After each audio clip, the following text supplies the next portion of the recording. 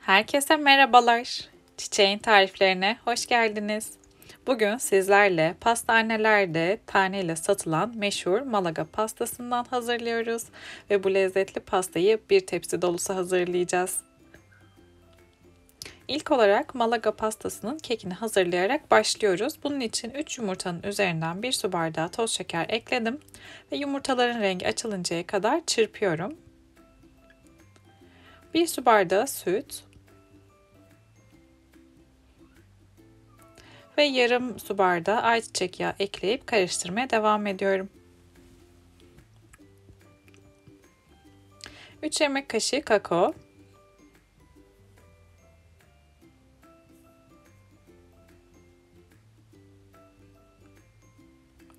2 yemek kaşığı nişasta,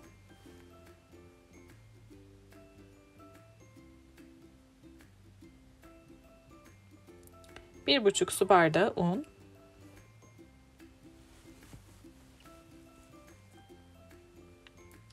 1 paket hamur kabartma tozu,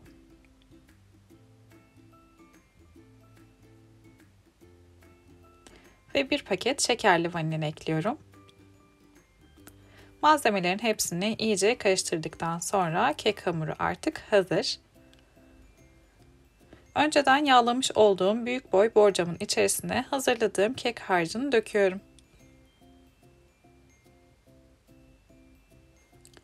Hazırladığımız Malaga pastasının kekini soğuk fırına veriyorum. 180 dereceye ayarladıktan sonra yaklaşık 25 dakika kontrollü şekilde pişiriyoruz. Ve 25 dakikada çok güzel bir şekilde kabarıp pişen keki fırından çıkarıyorum. Şimdi sıra geldi Malaga pastanın kremasını hazırlamaya. Bunun için 800 ml süt, 1 su bardağından 1 parmak eksik toz şeker, tepeleme 1,5 yemek kaşığı nişasta ve tepeleme 5 yemek kaşığı unu ve bir tane de yumurta sarısını tencerenin içerisine alıyorum. Malzemelerin hepsini iyice karıştırarak kaynayıncaya kadar pişiriyorum. Krema kaynamaya başladı. Gördüğünüz gibi iyice kıvamlandı. Şimdi 1 yemek kaşığı dolusu tereyağı ekliyorum. Ve 1 paket de şekerli vanilin ekleyip bunları da güzelce karıştırdıktan sonra kremayı kenara alacağım ve ara ara karıştırarak soğutacağım. Kabuk tutmaması için krema ılıncaya kadar ara ara karıştırarak oda sıcaklığına gelmesini sağlıyoruz. Fırından çıkardığım kekin üzerinden ilk sıcağı çıktıktan hemen sonra 1 su bardağı soğuk süt gezdiriyorum.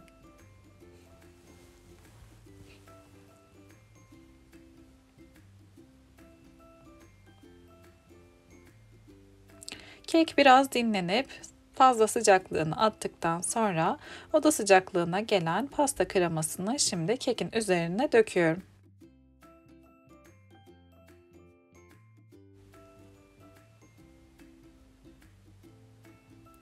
Kremayı spatula yardımıyla önce düzeltiyorum. Her yere eşit kalınlıkta olmasını istediğim için.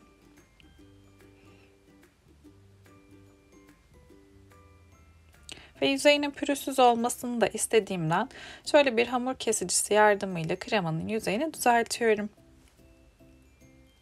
Eğer tarifimi buraya kadar izlediyseniz yorumlara çiçek emojisi bırakırsanız çok sevinirim. Kremayı da düzelttikten sonra şimdi sıra geldi pastanın muzlarını yerleştirmeye.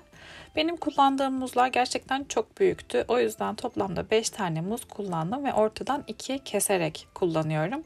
Yani 10 dilim Malaga pasta çıkarmış olacağız. Siz kullanacağınız muzun boyutuna göre bu sayıyı artırıp azaltabilirsiniz. Sıra geldi Malaga pastanın ganajını hazırlamaya. Bunun için 200 ml kremayı tavaya aldım ve şöyle kenarlarından köpürünceye kadar ısıttım.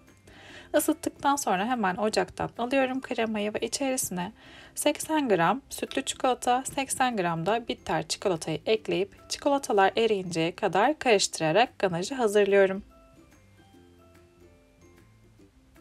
Çikolata eridikten sonra ganajı bir müddet soğuması için dinlendiriyorum. Sıcak haliyle daha akışkan olduğu için muzun üstünde çok fazla durmayacaktır çikolata döktüğünüzde. Bu da önemli bir püf noktası. Ganaj biraz ılıdıktan sonra muzun üzerinden gezdirerek döküyoruz. Ganajı ilk olarak muzların üzerinden gezdiriyorum ve ganajı döktükten sonra hiçbir şekilde muzların üstüne kaşık vurmuyorum düzeltmek için. Böylelikle muzun üzerindeki çikolata görüntüsü pürüzsüz ve parlak olacaktır. Buna dikkat ederseniz çok daha güzel ve düzgün bir pasta görüntüsü elde edeceksiniz.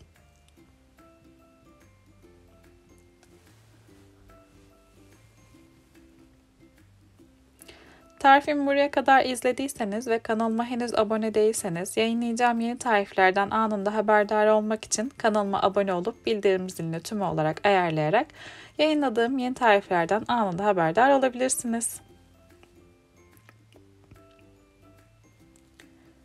Çikolatalı ganajı muzların üzerine dökmeyi bitirdikten sonra kremanın açıkta kalan kısımlarını da döktüm ve gördüğünüz gibi artık Malaga pasta servis için hazır sayılır. Çikolatalı ganajını döktükten sonra Malaga pastasını bir gece buzdolabında mutlaka dinlendirin ve ardından ertesi gün servis edin. Servis etmeden önce ben Marie usulü erittiğim beyaz çikolata ile süslüyorum muzların üzerine. Ve son olarak etrafını biraz kıymış olduğum yer fıstığı ile süsleyeceğim. Yer fıstığı, ceviz, fındık içi ya da badem ne dilerseniz kullanabilirsiniz bu aşamada. Süslemesini de tamamladıktan sonra tepside hazırladığımız Malaga pastası servis için hazır olacak. Hazırlayabileceğiniz en kolay Malaga pastası tarifini hazırlamış olduk. Bir tepsi dolusu yapması oldukça kolay bir pasta tarifi oluyor. Pastanelerde tanesi 30 liraya satılan bu meşhur pastayı evde bu şekilde pratikçe hazırlayabilir ve bol bol afiyetle yiyebilirsiniz. Eğer kolay borcam pastası tariflerini seviyorsanız, muzlu, çikolatalı pasta tariflerini seviyorsanız kesinlikle denemenizi tavsiye ettiğim şahane bir pasta tarifi oluyor. Şimdi hemen Malaga pastasından bir dilim çıkarıp size yakından da göstermek istiyorum. Kekinin kalınlığını, kremasını, nasıl durduğunu yakından da görün istiyorum. Eğer hazırladığımız bu Malaga pastası tarifini denerseniz mutlaka yorumlarınızı da aşağıda bekliyorum. Denedikten sonraki yorumlarınızı yazmayı lütfen unutmayın. Hemen şöyle pastayı ortadan ikiye dilimleyerek size kıvamını da göstermek istiyorum. Altında yumuşacık kakaolu pandispanyası, arasındaki harika kreması, üstünün muzu ve ganajı ile yemeğe doyamayacağınız şahane bir Malaga pastası tarifi hazırlamış olduk. Deneyecek herkese şimdiden afiyet olsun diyorum. Yeni tariflerde görüşmek üzere, hoşça kalın.